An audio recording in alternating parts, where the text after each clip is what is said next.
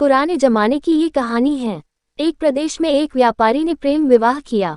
हालांकि तब प्रेम विवाह करना कोई छोटी या आम बात नहीं थी, लेकिन फिर भी व्यापारी और उसकी प्रेमिका, जो अब उसकी धर्मपत्नी बन चुकी थी, उनका सच्चा प्रेम देखकर लोगों ने उन्हें स्वीकार कर लिया और लोग उनके प्यार की मिसाल देने लगे थे।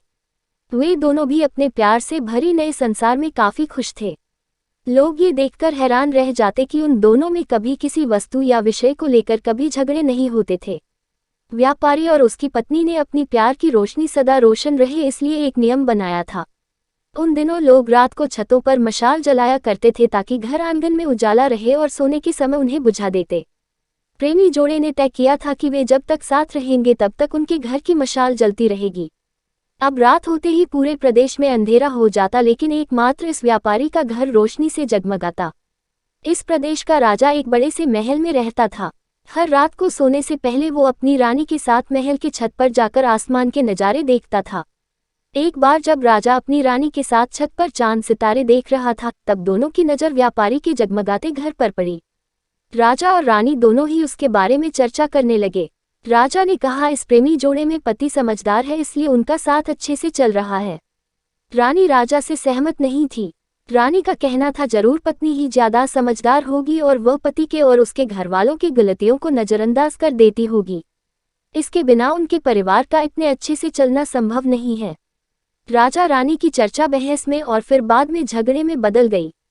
अंत में राजा ने कहा कि हम क्यों झगड़ा करें, एक काम करते हैं, उनकी परीक्षा लेते हैं और देखते हैं कौन ज्यादा समझदार है। रानी को भी यह सुझाव पसंद आया। राजा ने उनकी परीक्षा लेने के लिए एक योजना रानी को बताई। अगले दिन योजना के मुताबिक रानी ने व्यापारी के घर एक स्त्री को भेजा। वह स्त्री व्यापारी के पास गई और उससे बोली, मैं तुम्हारे लिए रानी का एक संदेश लेकर आई हूँ। वो स्त्री संकोच करते हुए व्यापारी से बोली कि रानी को तुम बहुत पसंद आ गए हो, अगर तुम अपनी पत्नी को छोड़ दो या उसकी हत्या कर दो, रानी तुमसे शादी करने के लिए तैयार है। महिला की बात सुनकर व्यापारी को गुस्सा आ गया, लेकिन उसने अपने गुस्से पर काबू रखते हुए उस महिला से कहा कि ऐसी 1000 रानियां भी आ जाएगी तब भी मैं अपनी पत्नी को धोखा नहीं देने वाला। तुम मेरी तरफ से रानी से माफी मांग लेना और कहना ऐसा प्रस्ताव दोबारा न भेजें। उस स्त्री ने व्यापारी ने जो कहा था वह बात राजा और रानी को जाकर बता दी। व्यापारी का ऐसा जवाब सुनकर राजा खुश हो गया, क्योंकि राजा जैसा सोचता था व्यापारी उतना ही समझदार निकला। अब व्यापारी की पत्नी के परीक्षा की बारी थी। राजा ने एक आदमी को उसके पास भेजा। आदमी ने व्यापारी की पत्नी से कहा, राजा को तुम पसंद आ गई हो। राजा ने कहा है, अगर तुम अपने पति को मार देती हो तो वो तुम्हें उनकी रानी बना लेंगे। आदमी की बातें सुनकर पहले तो व्यापारी की पत्नी कुछ भी नहीं बोली। जब आदमी वहां से जाने लगा तब पीछे से व्यापारी की पत्नी ने कहा कि आज रात को जब मशाल बुझ जाएगी तो समझ लेना कि मैंने अपने पति की हत्या कर दी है। राजा के आदमी ने इस घटना का वर्णन राजा और रानी के सामने जाकर किया। राजा को व्यापारी की पत्नी पर काफी गुस्सा आया, लेकिन रानी ने राजा से कहा कि वह सिर्फ ऐसा कह सकती है, कर नहीं सकती, आखिर वह उसकी पत्नी है और प्रेमिका भी। राजा ने तय किया कि व्यापारी को खतरे में नहीं डालना चाहिए, इसलिए राजा ने अपने कुछ सिपाहियों को आदेश देकर उसके घर के पास खड़ा रहने के लिए कहा। राजा ने उनको समझाया कि जैसे ही व्यापारी के घर की मशाल बुझे तो तुरंत उसके घर में घुस जाना और व्यापारी को बचा लेना। रात होते ही राजा और रानी अपने महल के छत पर आकर व्यापारी के घर की तरफ देखने लगे।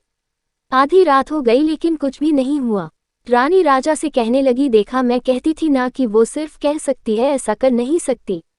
रानी ने यह शब्द कहे ही थे कि राजा ने देखा कि व्यापारी के घर की मशाल बुझ चुकी है। राजा को व्यापारी की चिंता होने लगी।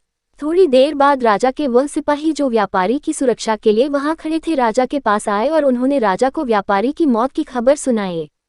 राजा ने कहा, तुम्हारे होते हुए व्यापारी कैसे मर सकता है? सिपाहियों ने कहा कि उसकी पत्नी ने दिन में ही जहर दे दिया था और रात को पति के मरने के बाद उसने घर की मशाल बुझाई, इसलिए हम कुछ भी नहीं कर पाए। राजा को इस घटना से न सिर्फ व्यापारी की पत्नी से बल्कि औरत जात से ही नफरत हो गई। व्यापारी की पत्नी के बेवफाई के विचार उसे पूरी रात आते रहे। राजा उस रात एक भी मिनट सो नहीं पाया। राजा को इस बात का काफी पश्चाताप हुआ कि उसकी वजह से व्यापारी को अपनी जान गंवानी पड़ी। सवेरे राजा ने अपने एक मंत्री को बुलाया और उसे आदेश दिया कि मैं शिकार करने जा रहा हूँ, जब तक मैं लौटूंगा इस प्रदेश की सभी महिलाओं को गला काट कर मार देना। राजा का ऐसा आदेश सुनकर मंत्री ने राजा को काफी समझाने की कोशिश की, लेकिन राजा उसकी एक भी बात सुनने के लिए तैयार नहीं था और राजा ने उसे धमकी दी कि अगर तुमने यह काम पूरा नहीं किया तो सबसे पहले मैं तुम्हें ही मौत की सजा दे दूंगा। राजा के शिकार पर जाने के बाद मंत्री काफी चिंता में डूब गया। जब मंत्री को कुछ भी नहीं समझ आ रहा था तो मंत्री सीधे अपने पिता के घर गया, जो पहले राजा के पिता के यहाँ मंत्री रह चुका था और काफी समझदार था। मंत्री ने अपने पिता को सारी बात बताई। बेटे की बात सुनने के बाद उसके पिता ने उसे कहा कि सबसे पहले तुम कहीं पर छुप जाओ, क्योंकि राजा जब लौटेगा और देखेगा कि तुमने उसका हुक्म नहीं माना है तो वह तुम्हें सजा देगा। मैं देखता हूँ, किसी तरह राजा को समझाता हूँ। रात को जब राजा लौटा और उसने देखा कि उसके प्रदेश में सभी महिलाएं पहले की तरह ही अपना काम कर रही है, घूम रही है, तो उसे मंत्री पर बहुत गुस्सा आया। हर जगह तलाश करने के बाद जब मंत्री नहीं मिला तो राजा सीधे मंत्री के पिता के घर जा पहुंचा। राजा ने मंत्री के पिता से मंत्री के बारे में पूछा।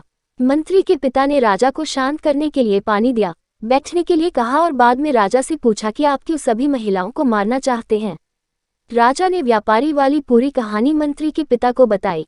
मंत्री के पिता ने राजा से कहा कि आपने जो फैसला किया है मैं उसे सही या गलत नहीं बता रहा हूँ, लेकिन मैं जो एक छोटी सी कहानी जो मैं जब मंत्री था तब मेरे साथ घटित हुई है वह मैं आपको सुनाता हूँ। उसे सुनने के बाद आप जो फैसला करेंगे वह हम सब मान लेंगे।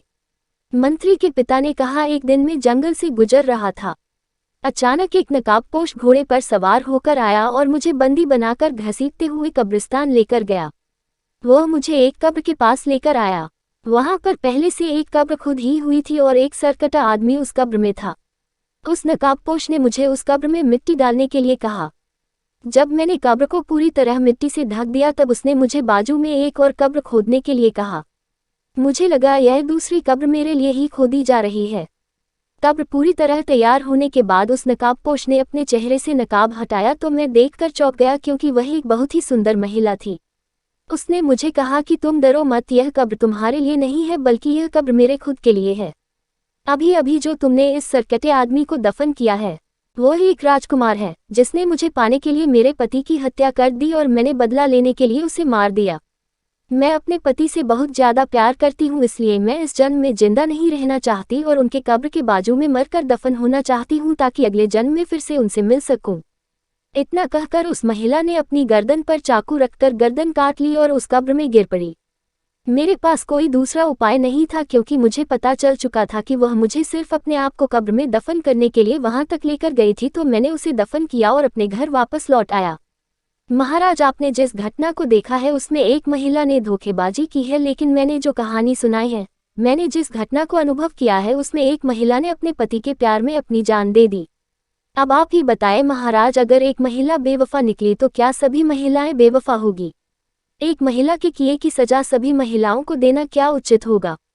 राजा को बूढ़े मंत्री की बात अच्छी तरह से समझ में आ गई और उसने सभी महिलाओं को मारने का ख्याल अपने मन से निकाल दिया। दोस्तों, यह कहानी हमें समझाती है कि दुनिया में अलग अलग तरह के लोग हैं, अलग अलग तरह के उनके विचार हैं और उतने ही अलग तरह के सबके व्यवहार है। हम एक आदमी का व्यवहार देखकर बाकी सब के लिए कोई फैसला नहीं कर सकते। आज के दौर में यह बात बहुत अच्छी तरह से सबको समझनी चाहिए, क्योंकि आजकल ऐसा होता है कि जब कोई प्यार में धोखा खाता है तो वह सभी औरतों को या फिर सभी पुरुषों को नफरत की दृष्टि से देखने लगते हैं। सभी को एक ही तराजू में तोलना सही नहीं है। आपके इस कहानी के बारे में क्या विचार है, जरूर बताइएगा।